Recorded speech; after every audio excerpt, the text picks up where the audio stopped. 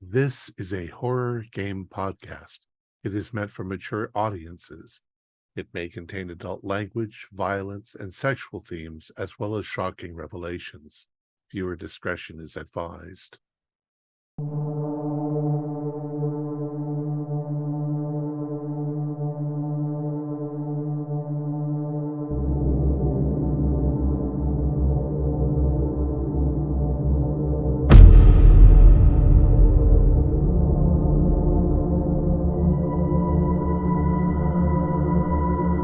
Greetings, fellow investigators, and welcome back to our video podcast, Into the Darkness, where my friends and I play the Call of Cthulhu role-playing game. I'm your host, Thom Raley. The scenario is Alabaster Amphora. It was written by Sean Liddle, who is also our Keeper of Arcane Lore, and this is episode 1. Before we begin, I do want to mention that we get most of our funding through our Patreon site. Your generous support helps us pay for our website and our club space and everything that goes into our video production. It's your support that keeps us going, and we deeply appreciate it. So, without any further delay, let's begin our journey into the darkness. Sean? Thanks, Thom. The year is 1958. You are passengers on a relatively small cruise boat, traveling from the mouth of the Nile down to the Valley of the Kings. It has been a number of days into the trip. You've enjoyed a very light passenger load. There are only 10 passengers on a 20-passenger cruise ship, and it is the morning of November 8th.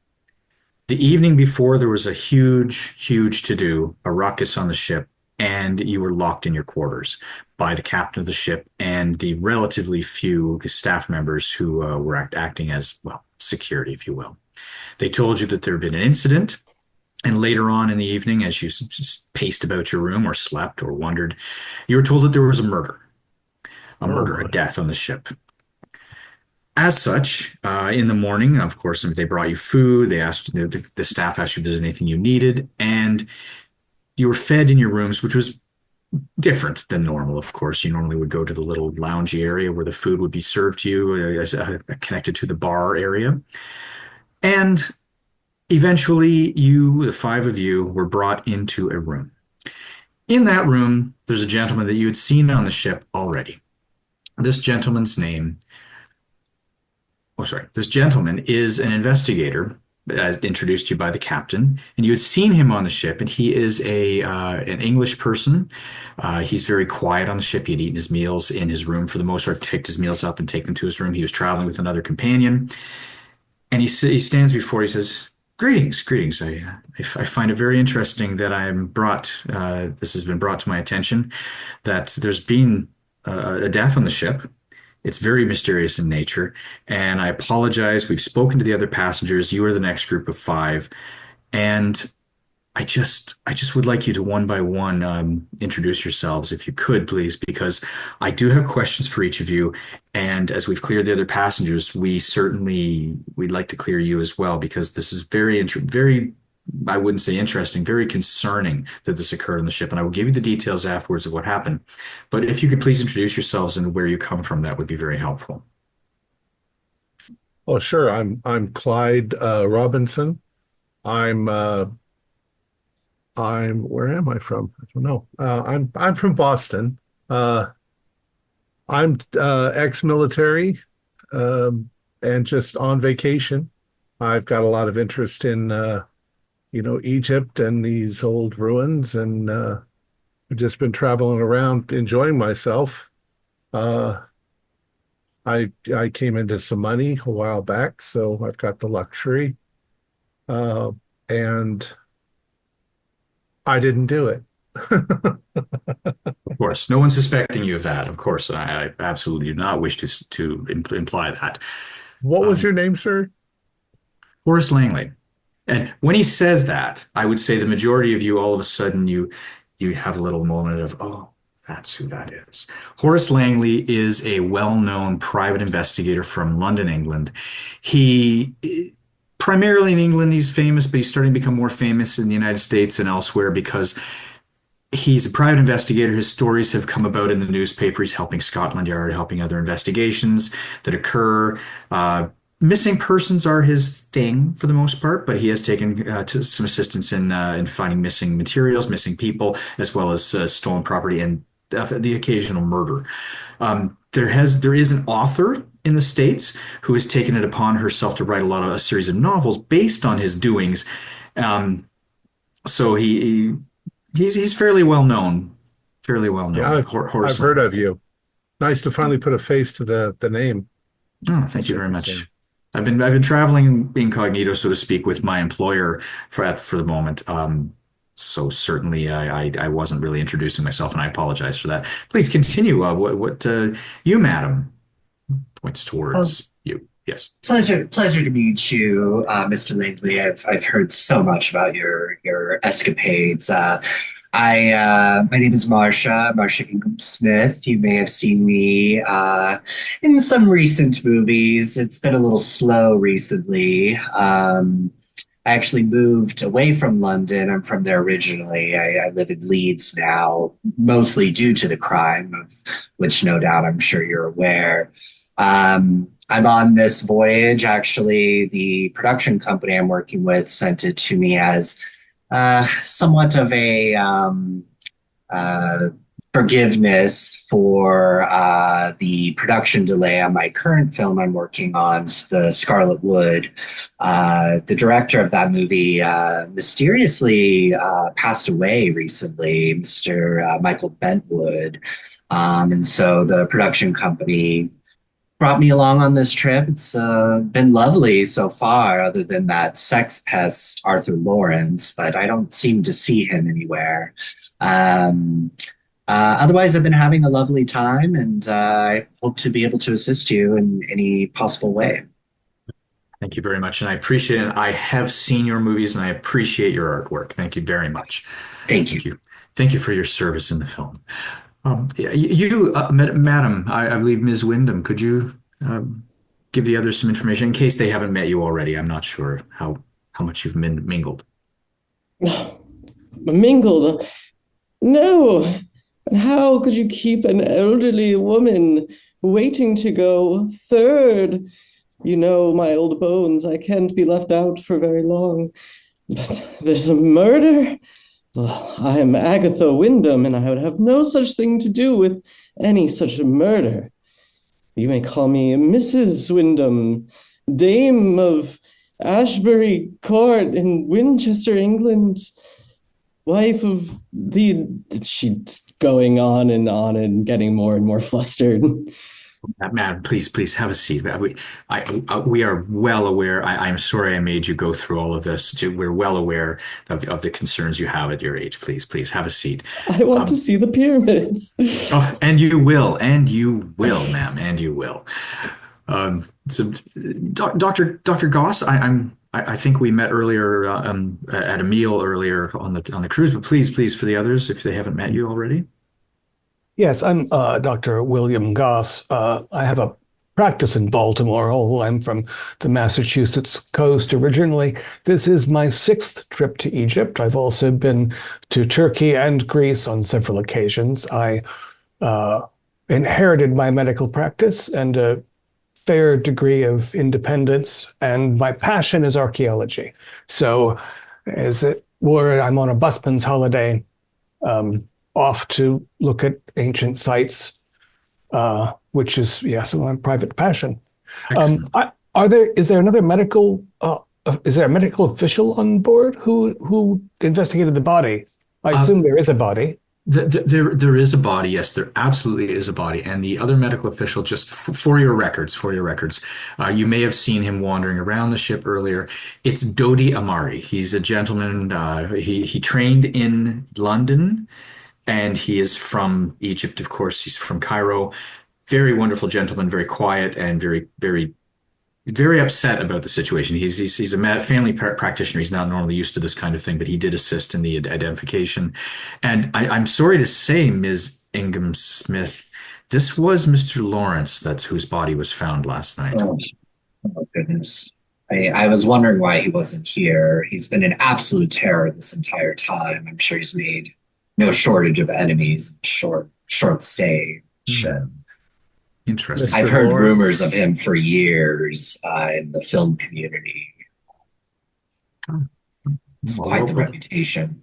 we'll dive into that a little more in a moment. Mr. Tomlinson, please, for the others.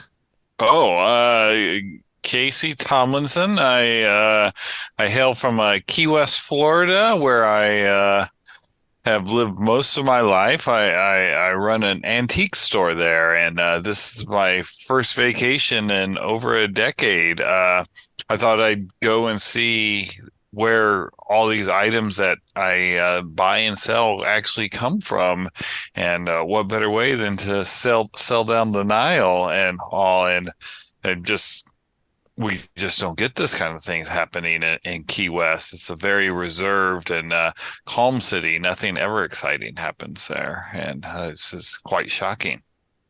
Well, it was quite shocking for the others. The other passengers, as you have seen, they're generally elderly persons, and there's two elderly couples, and a nurse that's taking care of one couple, myself and my employer. The other persons have all been screened. They were in bed before actually 10 o'clock at night. This happened apparently sometime between 10:45 and midnight. And I know that all of you, after the meal that was had with the captain last evening, you all went one by one into the bar area for a little bit of, enjoyment and music and such. But Mr. Tomlinson, did you have any interaction with Mr. Lawrence last evening? I did. I mean, at 10:45, actually, he said he wanted to meet up. He had an amphora that he thought I might be interested in. It would be worth a lot of money. Unfortunately, he got distracted by a Miss Smith over there, and I never got to see this item and all, but he was quite sure that I would like it. Yes. He starts making notes. Amphora. What is an amphora? Dr. Goss, do you know what an amphora is? I believe Certainly. it's some kind of a vessel. Yes, the English word is derived from the Greek. It is pronounced variously as amphora and amphora. It's a handled vessel, ceramic vase, very often graphically illustrated. They have the potential to indeed be quite valuable. They were used in antiquity to store wine, oil, in any number of things. Did this Lawrence fellow, can anyone describe him? I'm not sure I actually met him by name. Well, he's an actor. He drove me crazy last night, trying to get me to identify this amphora. To be perfectly honest, I didn't like the man much. He tried to coerce me into smuggling it back What? out of Egypt. I refused, of course. He was a sort of slick-looking fellow with a chiseled jaw. Yeah. I saw him. Frankly, I had a few cocktails after dinner, but I did see him skulking about on the deck, and I'll try. I'll see if I can place it exactly, Mr. Langley. He was mucking about with one of the lifeboats. I wonder if he was stashing this vessel there, if he was up to some sort of skullduggery. How is it that he met his end? Perhaps, well, Ms. Wyndham, Ms. Ingham Smith, please bear with me. It's a rather violent. His skull was caved in with a single blow from a large object that, according to our good friend the doctor, it was a single object, rounded, rather heavy, with a point. Something. It's like he even seemed to put forward that perhaps it was similar to an ancient weapon from ancient Egypt, but I'm sorry to describe it as such, but he was absolutely. It was a single blow. He died in one blow. That is what they were saying, that it was not, he wasn't suffering. But Miss Smith, they say you had an encounter with him. Is that the case? Oh, Well, yes, he was. I saw her Yeah, talking to him. yes, he was quite insistent on bringing me to his room to show me something of extraordinary value, which I've been in the business long enough. I may be quite young, but I've been in the business long enough to know not to go into a strange man's room alone, particularly one with his reputation. Like I said, he's been uh, well known in the film industry for being quite the womanizer. His age has diminished some of his sexual charisma, I fear, but I very much refused that and went back to the bar. I need to have the doctor take a look at the wound because, I mean, when I was in the military, I hope I don't shock you ladies, but I mean, I was in the military. I killed people. Um, Sometimes you killed them with the butt end of your rifle. You hit them good hard in the head, and it literally cracked their skull. Oh, Nothing I like was it in in the world. several propaganda movies in the late during the war, so I'm no stranger to seeing bloodshed in the film industry, of And if it course. was if it was a smaller wound, then it might have been a hammer, or I mean, it could be any number of things to crack somebody's skull open. My Hmm. son died in the war. A lot of Um, Oh, people died in the war. so sorry to hear that. So Um, Me Sorry. too. my condolences. Miss, Probably the First World War for you, huh? Oh wow. my. Oh, my. Snap. The Boer War. No. She doesn't get it. She doesn't get it. She goes. Um, but Ms. Wyndham, you were present as well. Did you witness these interactions yourself, or did you have any interactions with Mr. Lawrence? Mr. Barnes? Lawrence. I'm sorry, the Mr. gentleman, Lawrence. the actor gentleman who's now no longer Oh, with us. yes, I recognized Mr. Lawrence when I saw him. I never thought he was very handsome, though. Anyway, what were we talking about? Yes, I saw him speaking quite curtly. I gave that young man a piece of my mind. Gave him what for? Yes. He He was drunk scared as a my skunk. Yes, it scared my little dog, Pom Pom.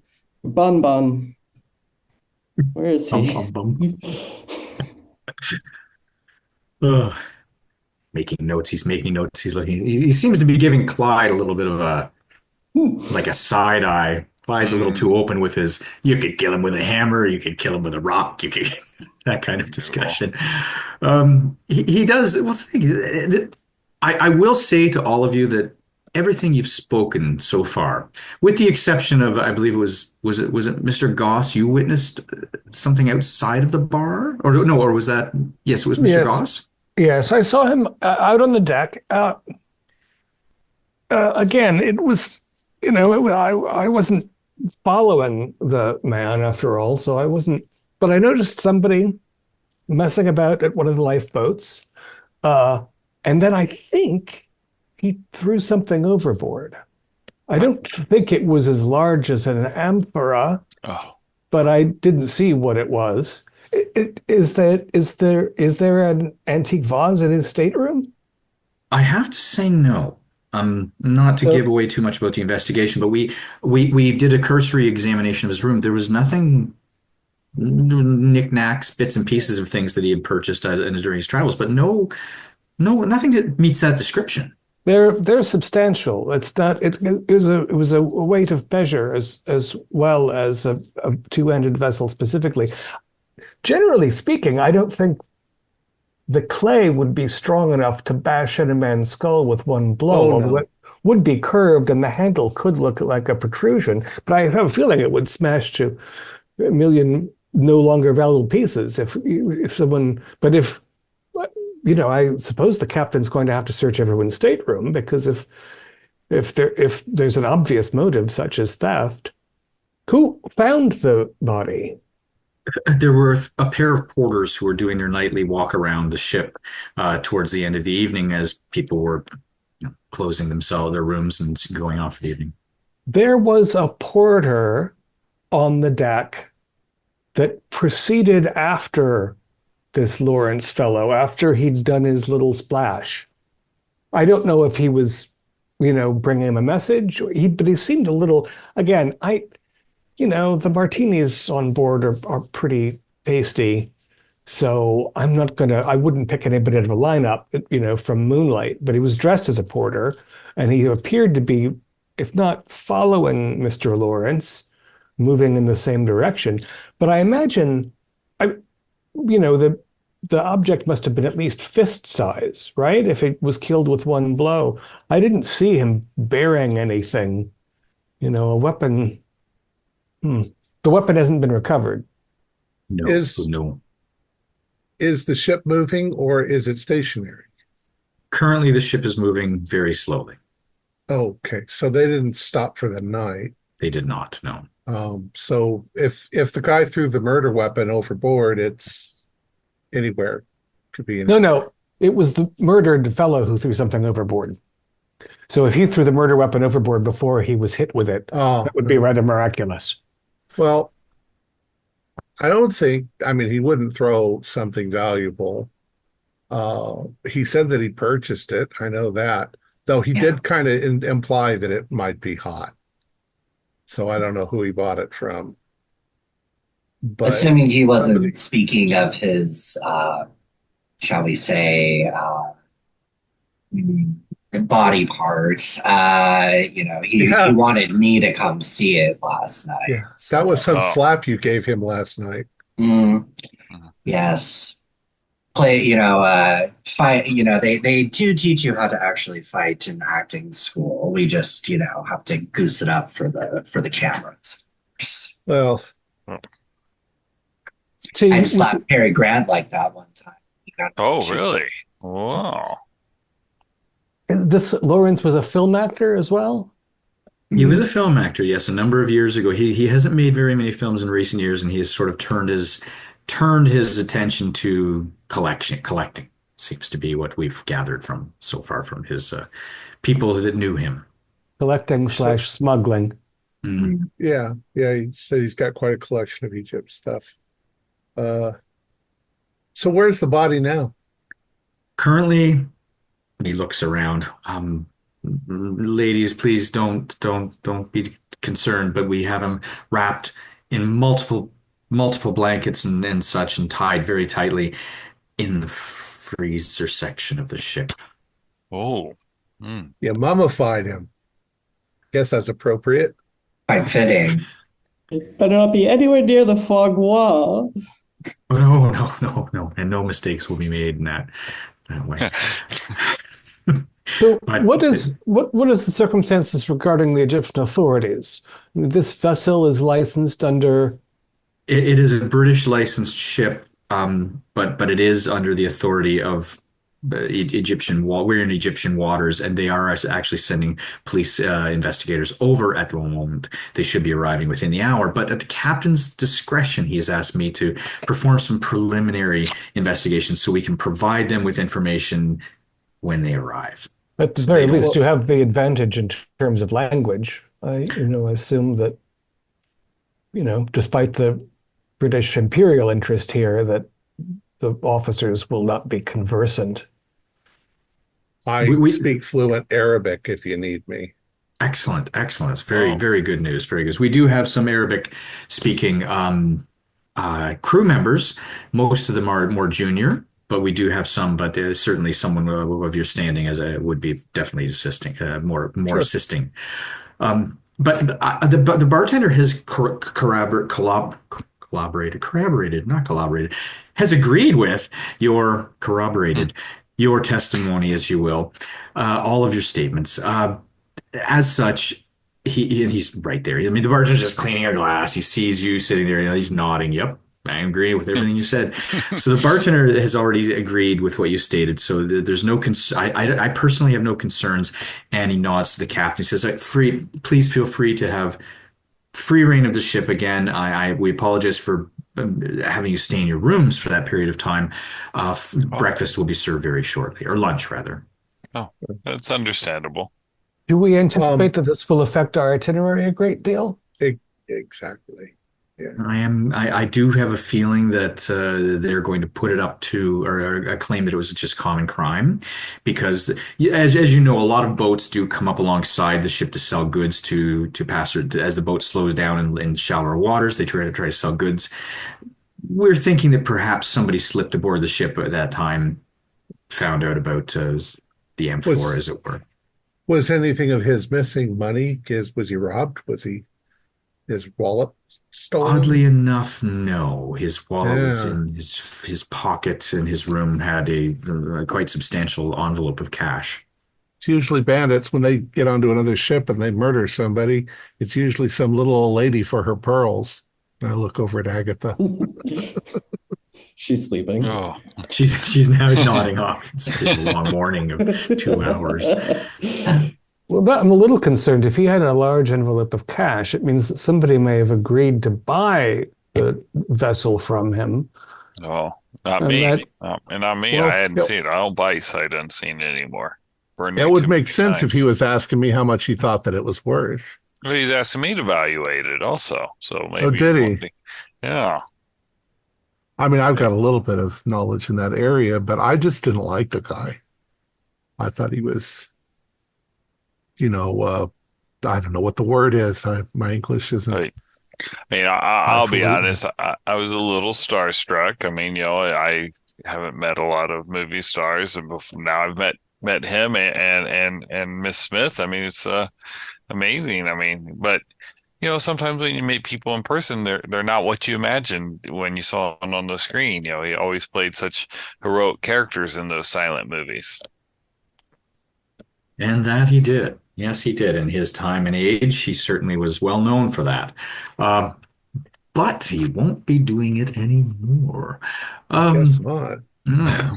So feel free to roam the ship, and if you find out anything, I would appreciate it, because the sooner we can put an end to this investigation, the sooner we can probably move on. And I know they're going to stop the ship at some point. Oh, So I'm going to put my arm around Dr. Gross's shoulders and say, I think we should take a look at the body. Can we take a look at the body? I think it makes sense for Dr. Goss to take a look at the body, and if Dr. Goss has an assistant, I see no problem with that. It Seen a lot of seems wounds. that Mr. Robinson's experience might be helpful, and if we can add anything to Dr. Amari's impression of the cause of death, or anything he might not have, I mean, you say he's a family practitioner, he might not think to investigate some aspects that, as somebody who's studied ancient human remains, I have a rather detailed eye. So yes, if the captain and you don't object, let's go and see about it. I have Mr. no Robinson. objection. The captain nods. He's letting you have that you're Ladies. assisting. when they go do that, if they release us, what Dr. Goss said is interested me. I'm going to go up to the lifeboats and kind of just like start looking in them to see if I can find what he thought he saw him drop in the lifeboat. Okay. Agatha, Wyndham, what do you think you'll be doing? Is it napping? He wakes up. Oh, I've been here. I'm just resting my eyes. She'll excuse herself, and as she walks by Miss Ingham Smith, she'll just put her hand on her shoulder, because that's what we're doing in here, and just whisper that if she would like to join her in the cocktail lounge for a girls' chat. Certainly, yes. And if you need anything, Detective, please let me know. Absolutely, excellent. Thank you very much for all of your assistance, and I appreciate it. I want to proceed as well because, as you know, I mentioned it, I have a client who has me on retainer here on the ship. I need to get to the same destination as you for my work. So the sooner we get this solved, the sooner we move on. So please feel free. Does your client wish to remain anonymous? I know you've been spending time somewhat secluded. I share a double room with my client. You know this is there's a few double rooms that are like they're separate, but they have like a common area in the middle. And he says my client does wish to remain anonymous. At the time of departure, you will most likely see him. He's very well known, but he is trying to remain low key in Egypt just simply because of his business dealings in the past. Mhm. And he kind of gives you a look of like he might not be, he might not want people yelling the guy's name out in public in Egypt. So you're not quite sure Understood. yet. Yeah. So yes, so how about I would say Dr. Goss and Clyde, feel free. He says feel free. You have the run. The doctor will escort you, and he just says something, and the captain sticks his head out the door, and the doctor comes right in and says, "Oh, please let me bring you down to the morgue." Well, morgue. Oh, he goes, "Oh, not a morgue, not a morgue. The temporary fridge, morgue. the produce freezer." So yeah, you go down a flight of stairs into the main belly of the ship, so to speak, and there's literally it's a walk-in freezer, and on the floor, all the food and everything is pushed to the side, and on a pair of wheeled, what would you like, little trolley type things, Dollies. two of them, dollies, yes, on a pair of dollies, the body suspended right across. And there's blankets tied around it with ship rope. Yeah, they've wrapped a few blankets and sheets around him just to keep it kind of clean, so to speak, Yeah. and the best they could do with what they had available. So, Dr. Amara, you said that his skull was crushed. Yes, it was a blow to the back of his skull, left hand side, back of his skull. It was a very severe blow, crushing his skull. An indentation he makes approximately that large, like baseball size, well, softball size, no, baseball size. And there was an indentation the size of your finger on it appeared to go in as well. So it's like a ball with a knobby thing on it. It was, I studied in London. I grew up in London. I come from Egypt, but I do remember seeing images when I was a child of weapons that were used in my ancient homeland, and this appears that it may have been one of them. At least it resembled that. So, in Europe, we had the weapon mace, which was a heavy bowl that had multiple spikes on it. But this sounds like it only has one protrusion. Yes, on the end of a stick, I guess you would call it Like a curved stick with a ball and a spike. That's exactly it. Yes. I think I've seen depictions of that in some of the hieroglyphics, cave paint and wall paintings. So it definitely It's a looks club. like it's a club of some club of sort that had a pointed bit on it, was bashed in the back of his skull. He was face down on the deck, blood pooling around his head. He did not no movement from his hands or legs. It seemed to be that he was killed instantly. Oh, yes, let's have a look. See? Yep. Rolls out the body. He's a little more excited than you thought he would be after the description that he was just a family practitioner who happens to have a job on a boat. And he's like, let's look. He rolls out the body and starts unwrapping it before you even ask. I'm kind of as enthusiastic as. Yeah. Just look at this, look at this. But he unwraps it, and definitely you can see that there's a baseball-sized whack in the back of the skull. So, of course, at this temperature, rigor would have taken some time to set in. So you found him in a natural position, but since he's been in here, he'll have stiffened up. That's correct. What was the position of the body when he was located? He was face up, face down. Face down. His arms were like this, as if he had fallen face first. Legs splayed out behind him. There was no away from struggle. The door. Facing towards the bow of the ship, like he had been walking down on the starboard side. It could have just been a good hefty sized rock with a sharp point on it. That was. Rocks are not that easy to come by aboard ship, as a rule. No, it's not like he was on the beach. So he was on the starboard deck. Starboard, upper deck, starboard, heading towards the bow of the ship, which is the direction he was going when I saw him. So it could have been the porter just moments later, but I think I would have seen a weapon of that sort. And why would I'm assuming that his pockets were searched. Was there anything unusual there? We did a cursory review of his pockets and his fingers and his hands, and nothing seeming of note other than the key to his stateroom, and his wallet was in his pocket as well. He produces the wallet. He has a little envelope of goods. Says these are the things that were in his pocket. You see a pocket knife, just a small pocket knife. There is a few little bits and pieces of paper like receipts and such, a little notepad with some numbers and things like it's some kind of a financial. He's making notes of things to find of a financial nature, and key. And what was the other thing? It was when it was a key, pocket fluff. He actually took the pocket fluff in and dropped it into the bag. That's pretty much all that was in his pockets that he found. I don't think he saw it coming. Doesn't sound like it, no. And there was nothing under his fingernails, either paint or skin or ink. I didn't look.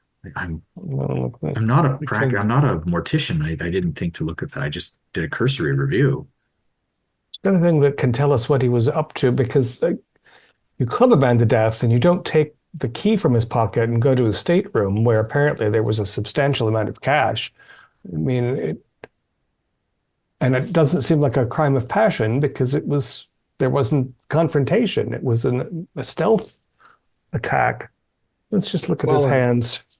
Lawrence was pretty drunk, so it might not have been that hard to walk up to him and bash him in the head.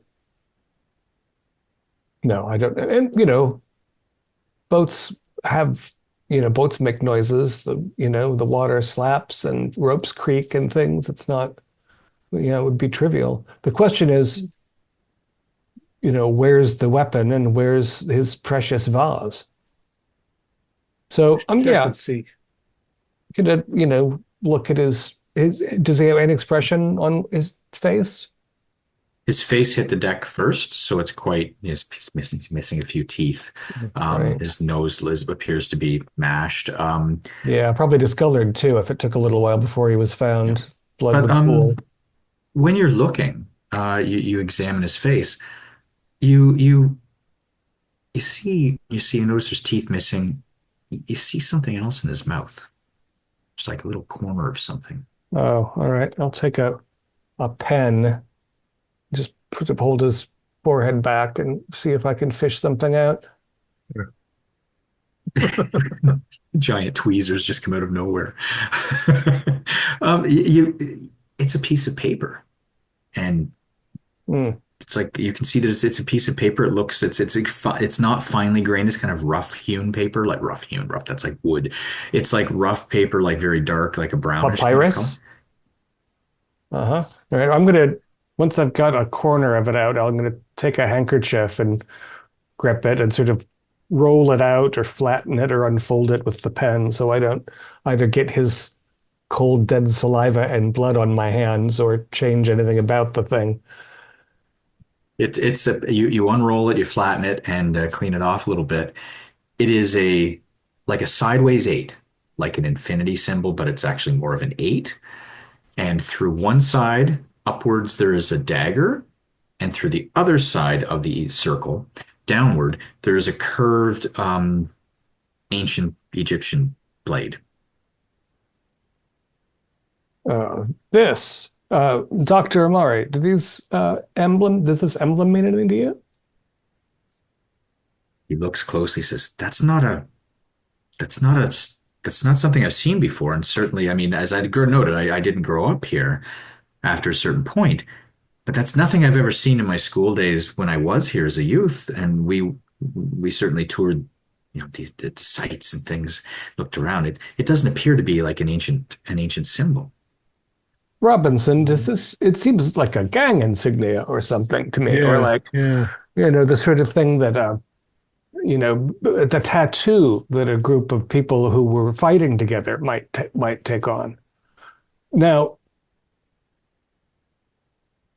I mean, obviously this was inserted into his mouth after he was killed. He wasn't walking around deck with papyrus in his face. What does the ink look like? Does it look like a modern pen, or does it look like this was painted?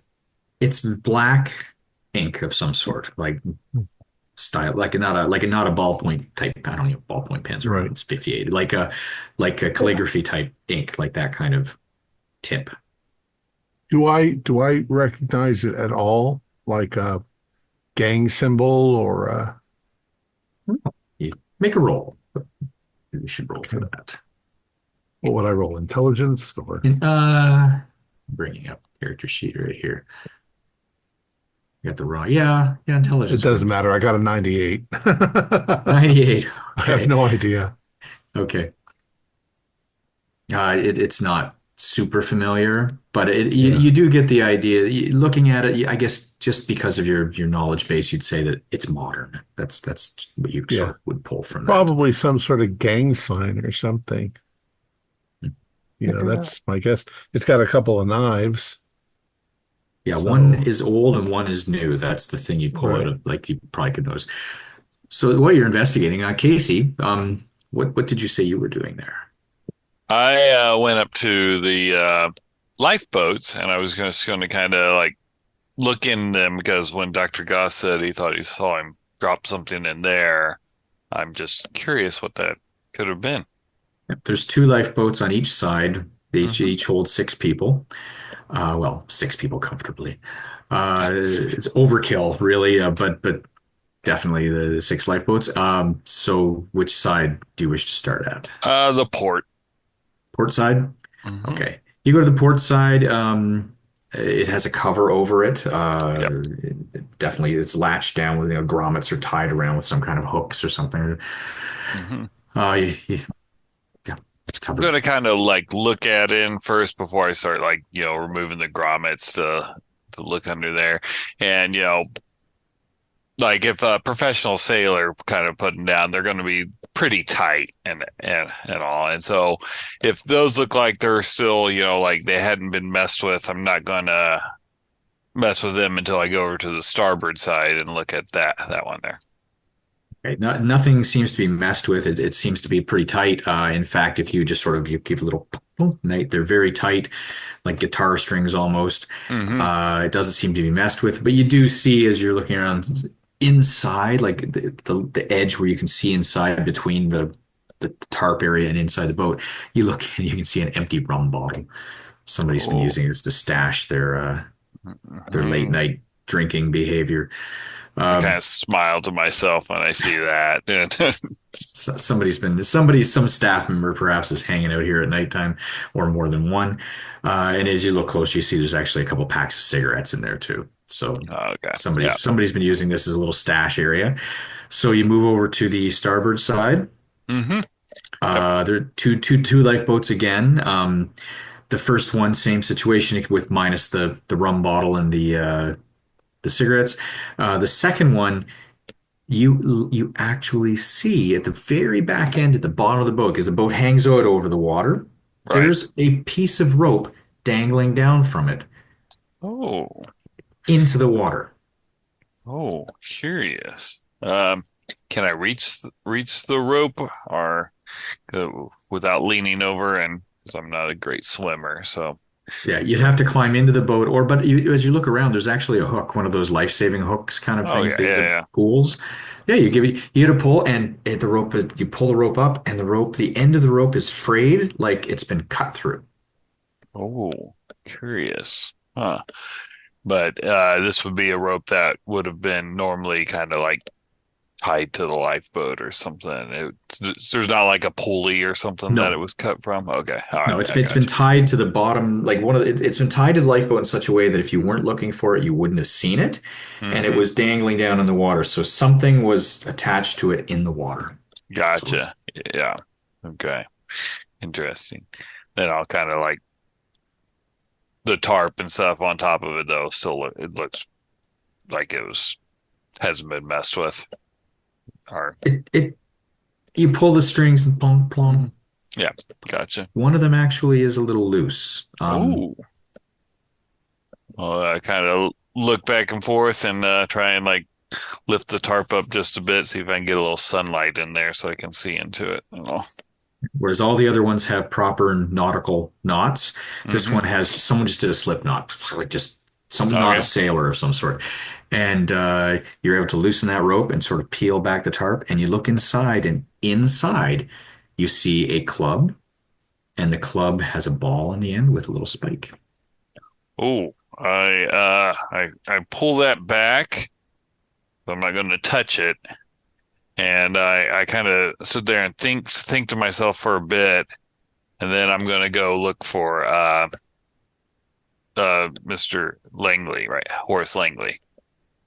Before you do that, just because of your knowledge base, you look at that and your first thought was, that's probably worth a bit of money. Oh, was there any blood on it? Yeah. There's certainly some dried. Looks like dried, crusty something on the ball end of it. Yeah. That'd be hard to get out of here. So,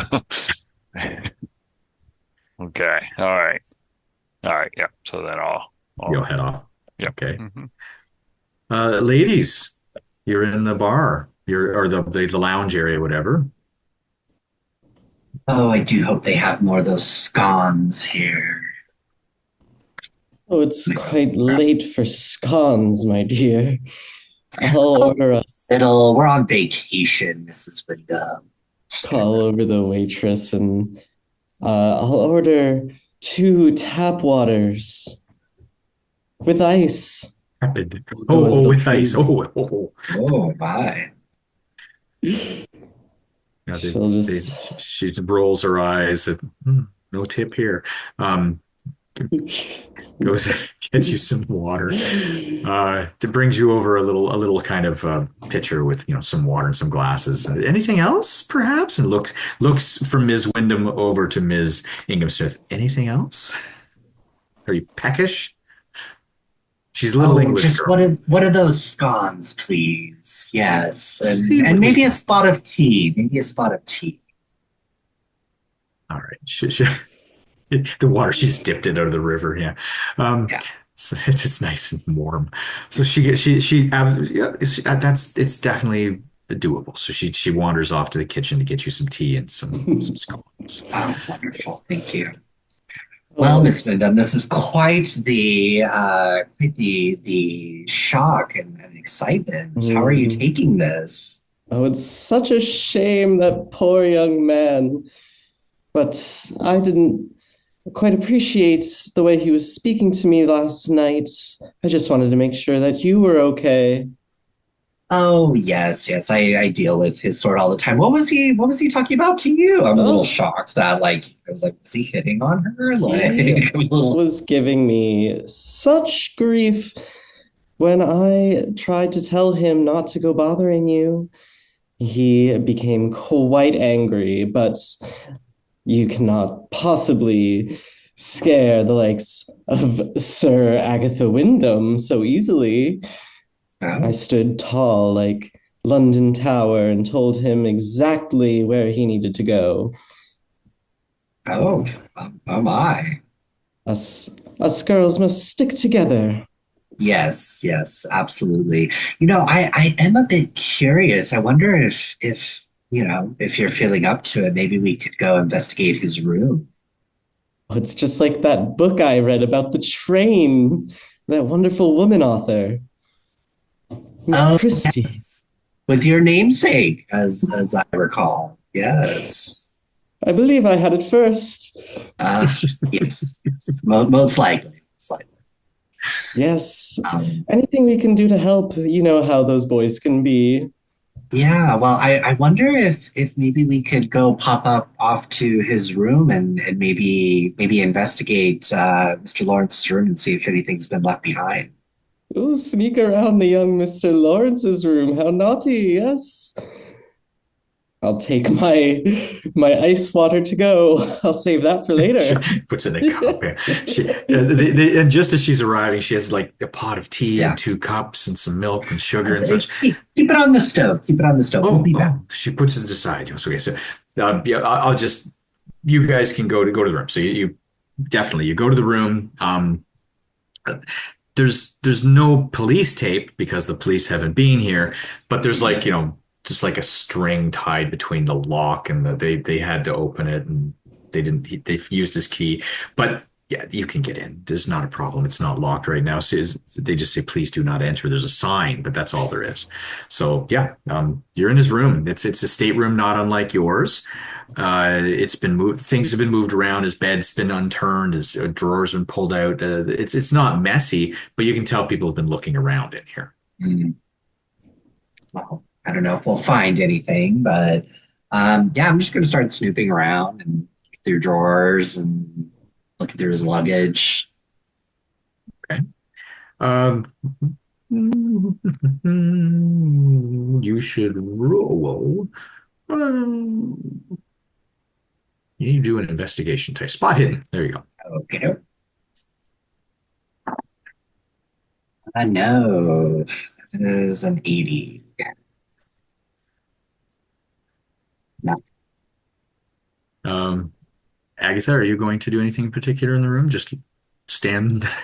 No, she'll start poking around, and she doesn't really know what she's looking for. So she starts looking for her dog, and I'll roll spot hidden too, I guess, just in case. I'm really good at this because I actually love Agatha Christie. Let's go. 65 is only 5 points off. I can spend a little bit of luck here just for fun. I'll spend 5 points. Just turn that into a regular. Okay. Bon, bon, bon, bon. Your little dog is sort of sniffing around your feet. What's going on? What's going on? What you find is although they move things around, they look through his drawers, looked all the obvious places, and his that envelope of money is not there. They've put that in the purser's safe as well as his wallet and such. Or no, he had his wallet, his purse belongs rather, but the money is not there. But in between the mattress and the wall, so they lifted the mattress, looked underneath, but they didn't look on the far side of the mattress. He has a journal of sorts, and it says travel journal on the outside. So, What have you got there? The chat's making me laugh too much. Stop. Bonbon. Oh, this is not my precious Bonbonny. What is this? Takes journal. I have exceeded my reading years, my dear. My spectacles are in my room. Please analyze this. Oh, yes. Let me see. It's literally a diary of his trips, his travels he's done over the last, well, it's November, so since the beginning of the year, and he's traveled around. It's going to take you a little while to skim through all of this, but it's a travel journal of all his trips, and you can tell just by just glancing through it quickly, he's been to a lot of places around the world, and he seems to be buying a lot of things. But you'll have to spend some time reading it to get more details. Okay. So let's flip back. I'm going to pocket it just because I know we'll probably need to flip through it. Yeah, you'll need to spend some time. It's a year's worth of journal entries. Dr. Goss and Clyde, so what do you wish to do, or what are you doing now? Well, I've seen worse. He hasn't been dead long enough to show any signs of decay or anything, but if we could find out what they hit him with, I don't know, then we'll know what they hit him with. We still won't know who. Maybe the place where it happened, we can see if there's a hiding place. Maybe Yes, Dr. Murray, if you'd show us where Mr. Lawrence's body was found, I imagine they've swabbed the blood off the deck. Seems sort of unsafe to leave a puddle of anything. Yeah, they did because just simply because of the ladies on board and the older people. We certainly didn't want to, but they did make notes, and you can see the doctor has a pad, and he's very good sketch artist. He's actually done like sketches of what the body looked like, and she said, I forgot to tell you about this, and he shows you like it's a quick, it's not even a stick figure. So we're talking like an actual sketch of what things looked like, diagrams of where the body was, and he'll certainly take you there. He'll take you to where you were. Brilliant. And we'll have to, of course, tell Mr. Langley about our little bit of papyrus. When you said it was like an infinity symbol, but more like an 8, do you mean it was 2 ovals rather than a band that, like 2 teardrops? Well, it's not like an infinity symbol. It's actually like an 8. There's a slight overlap of the 2 circles. And then the dagger goes up in the curved, Egyptian weapon goes down through the opposite sides of the eight, if you want to call it Yeah. that. Overlapping slightly. So it's a little bit like two links of a chain. Yes, yeah, it does exactly look like two lengths of a chain if you were to do that. Yes. And it's not detailed. It's somewhat stylized with brush strokes. That's it. Exactly. It's not a lot of detail. It's somebody hand drew this quickly, but it's not like a stamp or anything like that. It's just a hand drawn symbol of sorts. And you said this it was an Egyptian style sword. Do I recognize what kind of sword it is? Is it specific enough for that? I would say it's just a curved sword. There's not enough detail to give it any kind of it's this one versus that one, but you've certainly seen in ancient Egyptian hieroglyphics and drawings and such. Well, let's wrap him back up and go up on deck and warm up as well. Okay.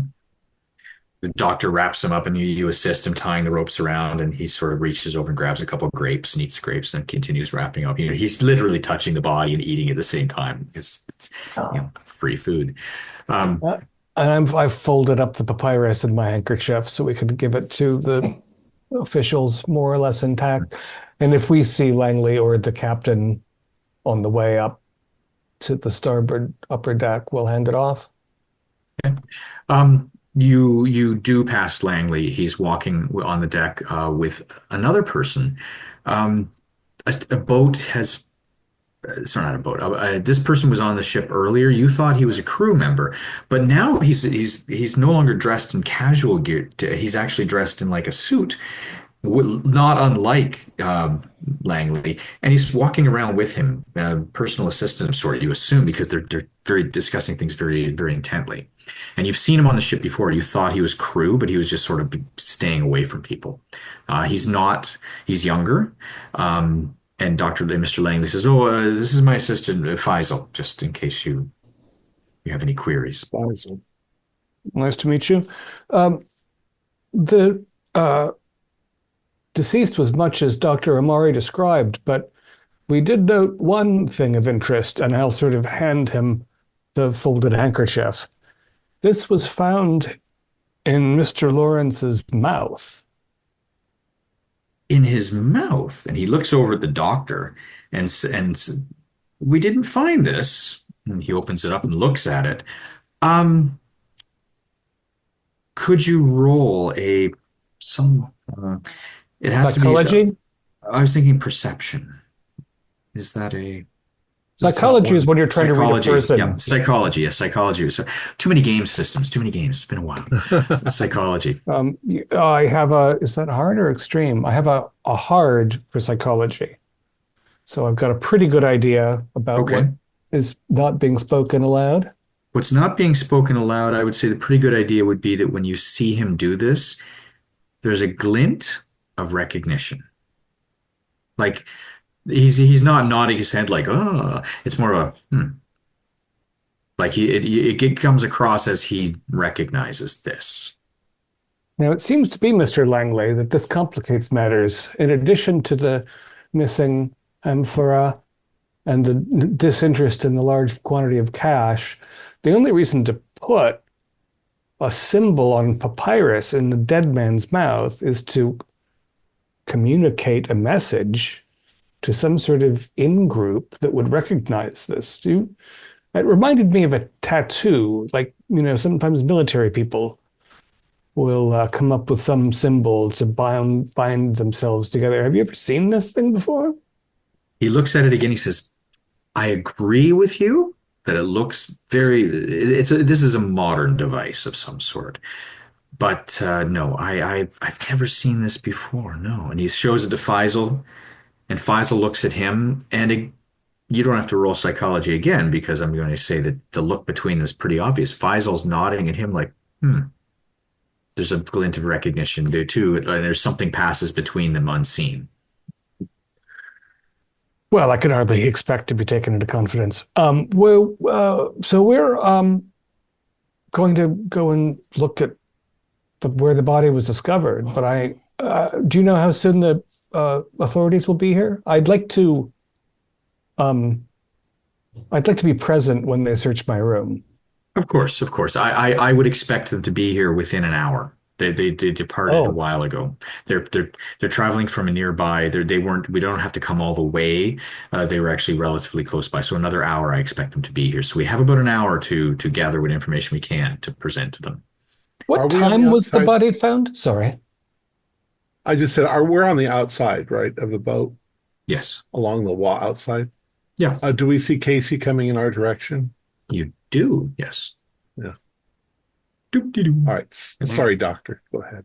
It was just at what time? I mean, you said between 10:45 and midnight. Was he found right after midnight, or was it Is later? it was after midnight, the final watch, sorry, not the final watch, the first watch of the midnight to 6 a.m. watches were walking around fire watch, and they found him lying face down. At this time, you do recognize that you were already in bed at this time. And to get into your deck, or your room, you would have gone a different way. So this was like an obscure, darker side of the ship where people who are passengers generally didn't walk to get to their rooms. Is the Nile at this point the sort of desert where it's hot during the day and chilly at night, or is it hot all the time? It's November, so it's still cool. I mean, for English people, you're going to say it's not any cooler, really. It's cooler, but not cool. All But right. it's cooler in the evening, and that's why you were all inside the bars because being out on the deck during the day compared to the evening, it was a little more comfortable to be inside at that point. So if he'd been killed at 10:50, right after he was last seen, the body would have chilled appreciably. Did the crew member who found the body touch him? Uh, the crew member tried to wake him, as far as I gather. He touched him Sure. and Right. They thought he was drunk. Yeah, I would have too. Yeah. Well, if you know who the crew member who found him and can ask whether the body was chilled appreciably, that'll give us perhaps as much as 40 minutes indication of whether it was right after the fact or an hour earlier. well, he definitely when he didn't indicate whether he's cool, but the crew member is actually. He points in the general direction of the bow of the ship. He's down there. He's with the other porters. Oh, well, maybe we should ask him ourselves. Oh, Mr. Langley, I found something. What did you find? What did you find? He sees it in your hands. I mean, you can't hide it. Yeah, yeah. He says, It was in the lifeboat that Dr. Goss mentioned. "Oh, that is most excellent, most excellent." He calls over Faisal, go get the captain. Goes the captain, bring the doctor over, and they come over. They're very excited. I You gotta can do like a demonstrate. couple test swings. I was like, "Oh, look, you could definitely." I mean, I'm not strong enough, but you could definitely hurt someone pretty bad with this. Obviously, oh, Yeah, he's very, very excited. He's very excited by the findings. This is exactly probably what we need to assist the police and get them to get off our backs so we can continue this cruise, which we need to do. Thank you very much. He says, please, doctor, we need some kind of something to put this in. And so the doctor goes and runs down to the steward, not the steward, the area where they keep bedding and such, and he gets a pillowcase. Sort of hmm places it into a pillowcase and sort of closes it up, and so that it's not touched by anybody else's hands. do you what's going to happen to that after the police are done? I mean, it's a valuable object and all, and hate to see it just waste away in an evidence locker or whatever they do here in Egypt with it. He's an antiques team. Yeah. Well, understood. And this topic comes up in conversation. All my days working in Scotland Yard, I'll tell you, this comes up a lot in conversation. You would have to speak to the police as they arrive to say it is evidence, and they probably would need to do something with this. But certainly, it's not worth. It's not worth. It's worth asking. So he Yeah, suggests it. yeah, No, yeah. Mr. Langley, Yes, sir. uh, Yes, doctor. and for that matter, Robinson, Tomlinson, you say that it's valuable, and it might be. It looked old to me as well. But if I murdered someone on the deck of a ship, with an antique mace and I didn't want it to be found on my person, I would drop it in the Nile where it would never be seen again, rather than stash it in a lifeboat. Hmm. Well, I mean, that's talking as someone that hasn't just murdered someone and panicking and all, and maybe they're not, he didn't think it through, or Well, maybe it's a family heirloom, doesn't want to get rid of it. to me, it seems kind of a little obvious, but he was murdered on the deck with this antique weapon, and a piece of paper was shoved in his mouth with I think somebody is sending a message. Don't fuck with me. Kills him in some sort of symbolic manner. Like some sort of mafia or mob vendetta thing, except Egyptian. Yeah, I mean the papyrus suggests that to me, but you'd still think you'd want to get rid of the murder weapon when it's so easy. After all, I think Lawrence threw something into the river that he didn't want to be found on him. Yeah. Lord knows we'll never find it. I mean, the water's thick and dark, and who knows how, Well, where we were. Now when I'd you said say he he's said a when you said he threw something in the water, was it tied to a rope or anything? I didn't see that, but Oh. Because there was a rope in the water and it looked like the end had been cut off. And so that's weird. I thought so too. I at first I thought maybe like whoever had cut it loose so they could climb on deck to attack the man, which could still probably be the more likely reason. But Could he have, this is crazy, but could he have tied the amphora to the rope and the person God. knocked him over the head and stole the amphora? I mean, it I would be hope a way not. to hide it, Be an potentially, quite odd way to effectively. hide it, though. It would be risky. I mean, it would risk damage to an artifact, certainly. Mm. But if I you think really didn't want it to be in your stateroom, if you wanted to make it hard to find at night, dangling into the water, that's pretty darn hard to spot. It's a mystery. Yeah. Lang's very happy with all these, taking notes like crazy. Faisal's taking notes like crazy. They're comparing notes, talking to one another.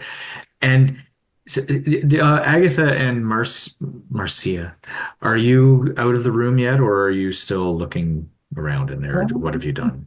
Yeah, I think we've taken the book. I don't know if we're gonna find anything else. So I say we go back to the dining room and enjoy our tea and look over this journal, see if we can find anything. I'm looking specifically for anything related to amphora, as I'm kind of glancing through and sipping my tea.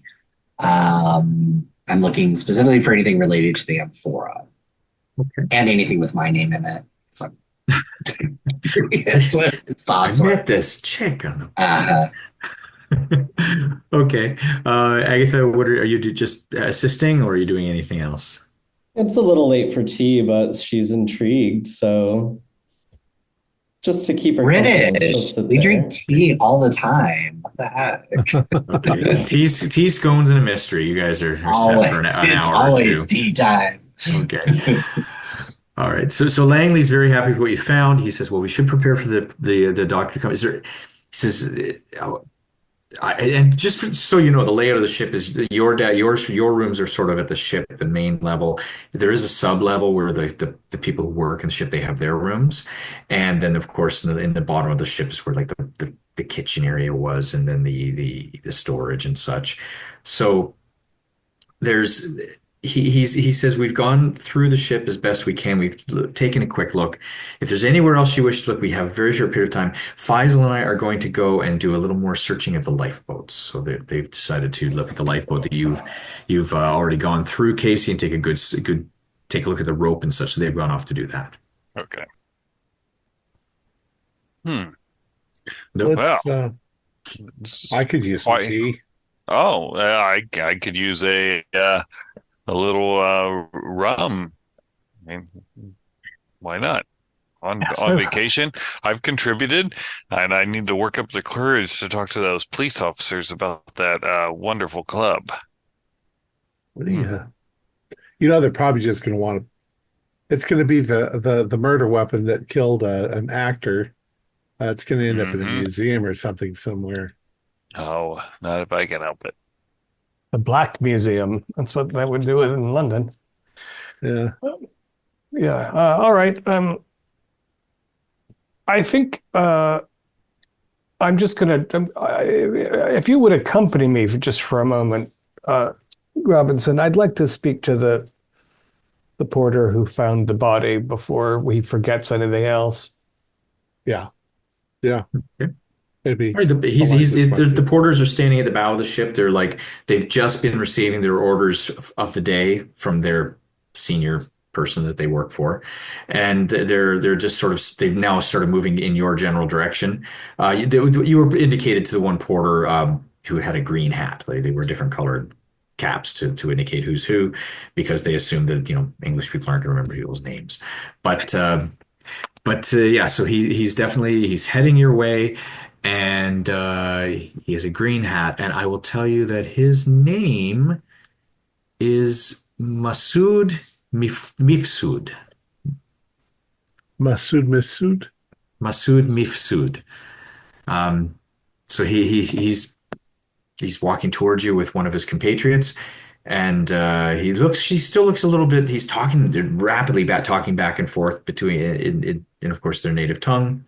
Mhm. And he approaches and he nods and sort of he's preparing to move on past you to do work for the day. Can we ask you a couple of questions? Yeah, yes, of course, of course. What Uh, can I assist you with? Mr. Langley has enlisted us to help him see if he can figure out this nasty business last night. Yes. Uh, can you tell us in your own words what happened? What did you see? We were doing Firewatch, my friend and my friend here and I, we were doing Firewatch walking the circuit of the ship for 12 o'clock. We do it once every half hour during our 2 hour shift, and then someone else takes over. And we only had started. The night had died down.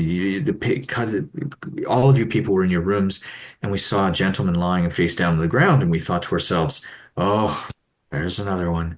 We have to get him into his room." So we walked over, gave him a shake, and then in the moonlight, we could see the pool of blood around his head, and we thought, "Oh, he's fallen and hurt himself." So we tried to roll him over, and he's so heavy, big, tall, heavy man, and we tried to move over and we could see the wound in the back of his head, and he had been attacked by someone. When you tried to roll him over, was he hot to the touch, cool, cold even? Cool. It was a cool night. But you do the rounds every half an hour, so he can't have been there longer, any later than 11:30. We started the fire watch at 12 o'clock, so this was I the see. first watch, I see. the first circuit. Did you hear any noises or anything before you got there? The ship itself is fairly loud because it's a diesel paddle ship. I should have told you there's a paddle at the back that pushes it through the Right. waters. So there's always that constant shoot, shoot, shoot, shoot of the paddle at the back. It's actually quite relaxing when you're sleeping at night when you hear that just in the distance.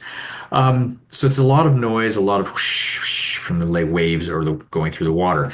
They didn't hear anything in particular. They but they think about it for a moment. They talk to each other a bit. We didn't hear anyone cry out. We didn't hear any of that, but we did hear footsteps moving quickly in that general vicinity. We assumed, and they look at each other and they laugh. Well, sometimes, people run from room to room that time of night. Were they soft sounding footprints, or could you hear the leather on the bottom of the shoes clicking? Definitely soft sounding footprints, like someone was trying to hide or be quiet. Or in their socks or something? You didn't I assume you shone a light upon the fellow when you rolled him over? Oh yes, yes, they have like a old-fashioned, Yeah. big D cell flashlight. Yes, we shone the flashlight, and then we saw the wound in the back of his head. We thought initially he had spilled a drink. Reasonably enough. You didn't happen to notice if there was anything in his mouth? No, we once we saw what happened, we stood back and called for the first mate and called for the doctor. Were there any other ships nearby? Anything that had passed us immediately before or after? They look at each other. Yes, yes, there was a ship that passed very close by, and we shooed them off. This probably was around 11 o'clock. 11 o'clock, we had seen like a boat, like a power boat had come up alongside our boat. And sometimes local boys will try to get on the boat and sneak around and steal things. And sometimes they will, during the daytime, sell things to passengers. And we always try to say, no, no, no, we save that we have agreements at the ports that we try to make the money sold at the ports to the vendors there. But this boat was alongside quite close, and we shoot them off, and they just left right away. So not another cruise ship, but No, just a boat. Okay. The- That might the- be the way our car caught on. and perhaps got off even. The murderer might not be on board. Have either of you ever seen a symbol that looks like this? they look at each other, and one shakes his head no. This is the one the porter you were told to speak to. The other one, he just shakes his head and kind of stands back. Nope, nope, no, no, no, no. And you can tell there's some kind of reaction there that he knows what it means, or at least he's frightened by it or put off by it. They don't say anything to one another in Arabic. Not now. No, they're Okay. on edge. All right. Because they don't know that I can speak the language. So. No, they were just sort of talking before they spoke to before, like sort of working up to what they were going to say. Right, But right. definitely they didn't say anything to each other at that point. No. Oh, go ahead. You seem to have some trepidation when you look at the symbol. I think you know what it means or who it's from. Is it a gang? Who is it? They look at each other. They go, it's best we don't discuss. It looks around to make sure there's no other porters around. Well, yeah, yes, I've seen it, but I don't know what it is. I've seen it, and and he describes that the Valley of the Kings. There's a gang they smuggle, they steal, they Mug. fence, they sell stolen goods, and that has something to do with them. That they stay Okay. away. They don't go near these people. That would actually make a lot of sense, wouldn't it? A smuggler's ring. Maybe he stole it from the smuggler's ring and they wanted it back. Yeah. This may be far more mundane than we first thought. They generally are. And getting on a boat going down the Nile, it's not that hard to find you. At this moment, you're all doing your things, and you are all investigating, talking, looking at things, talking to the porters. You hear a female voice from below decks scream and yell for help in Arabic. You know that's in Arabic. She yells for help. Everyone, the rest of you who don't speak Arabic, you hear the woman yelling for something. What the deuce? Somebody's in danger. Let's go. Yeah. Oh, I'm good. The doctor and the first and now the first mate has come on shift as well. I'll give you the first mate's name just so you have it. The first mate is the captain, by the way, is Wilbur Drake, Englishman. The first mate is Ari Shaloub, Shalhoub. And he's the first mate.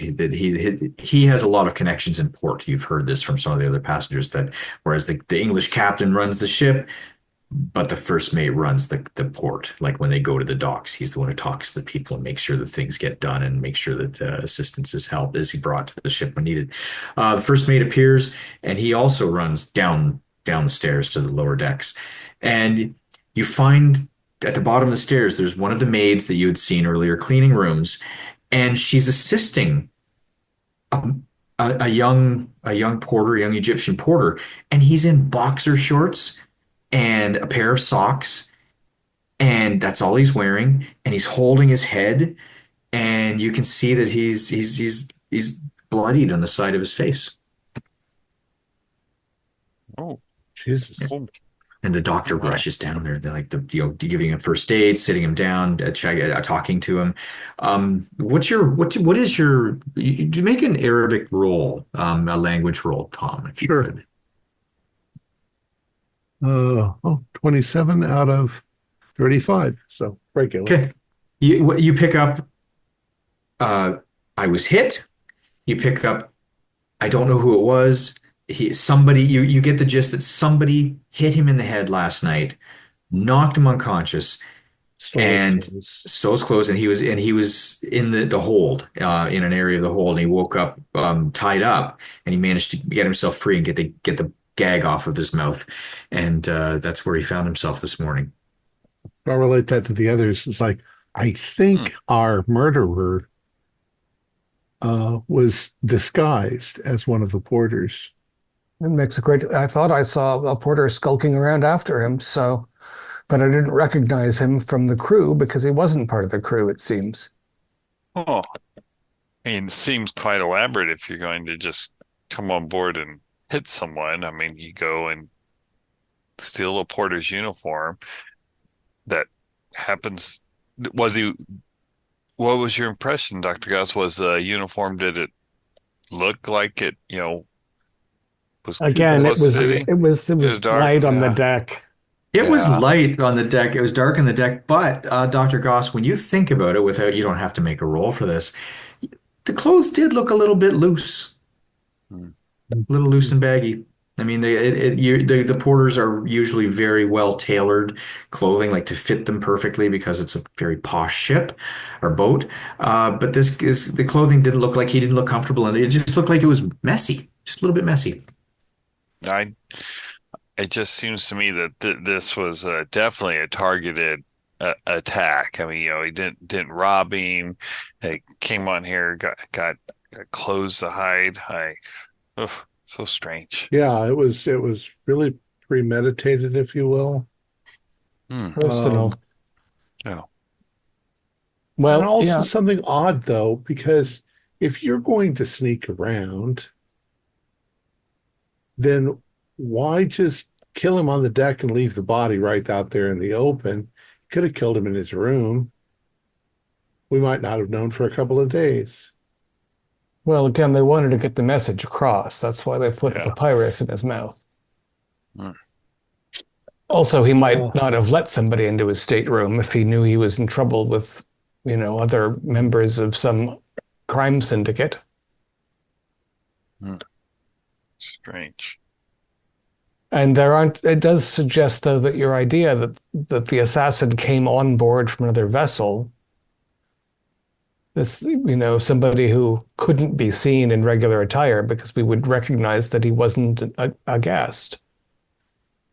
There are only 10 of us.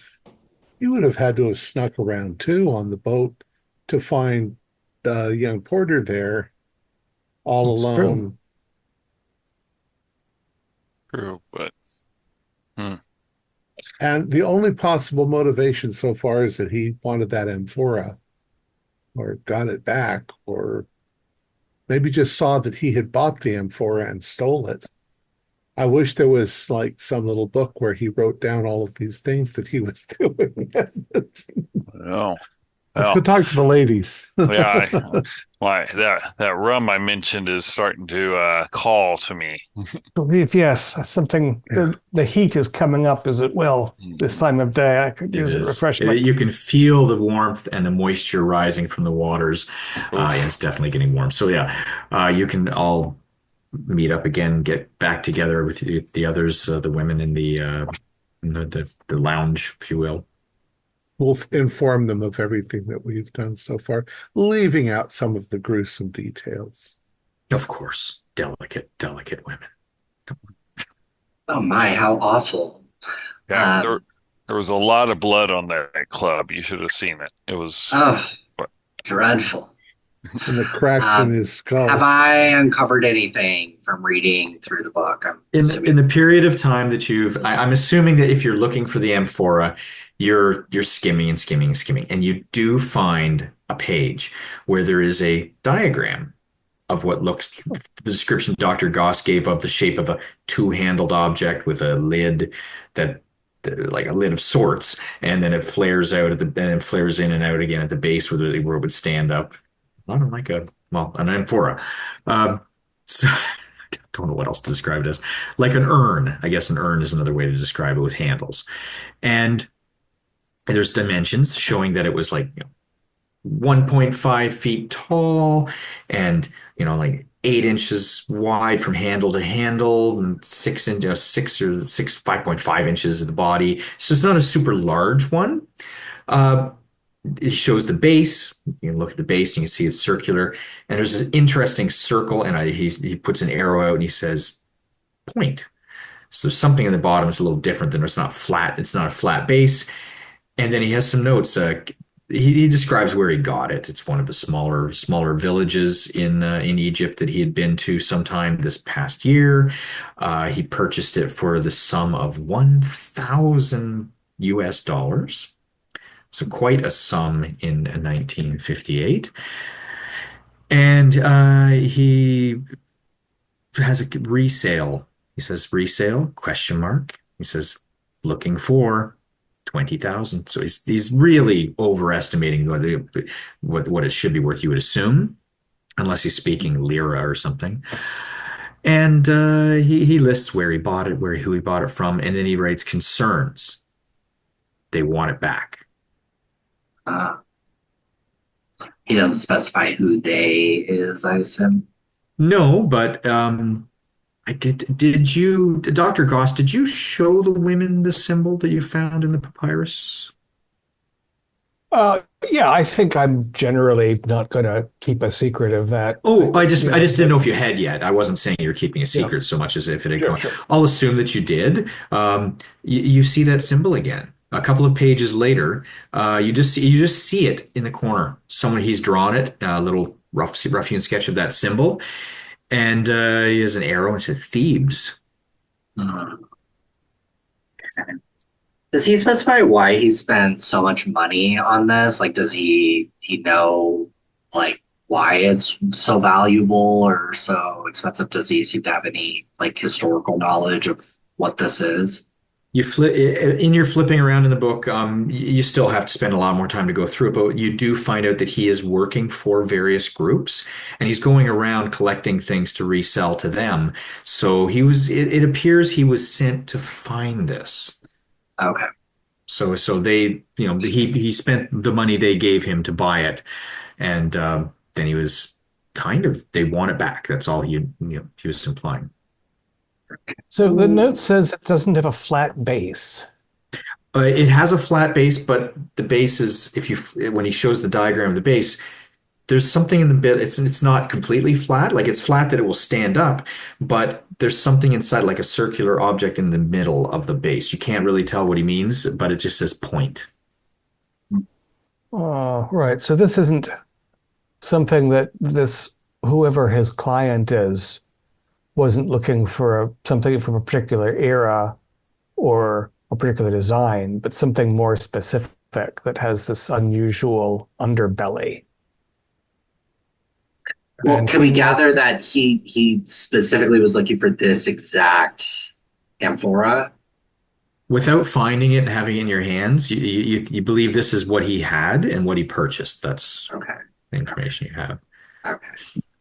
Can I tell anything about the amphora from the illustration? Like, yeah, where dynasty or it doesn't have very many markings on it. It has some symbology. It's very relatively new. It's not ancient way back. It's not as old as some things. It's a little more robust. It's a little more well crafted than something that was super ancient. But it's not modern by any means. Hmm. There's Oh, very yeah. little. It doesn't have an age or anything like It's that written in it. it's kind of hard to say that on Egyptian stuff because, we think of Cleopatra as Egyptian, but we're closer to Cleopatra than Cleopatra was to the ancient pyramids.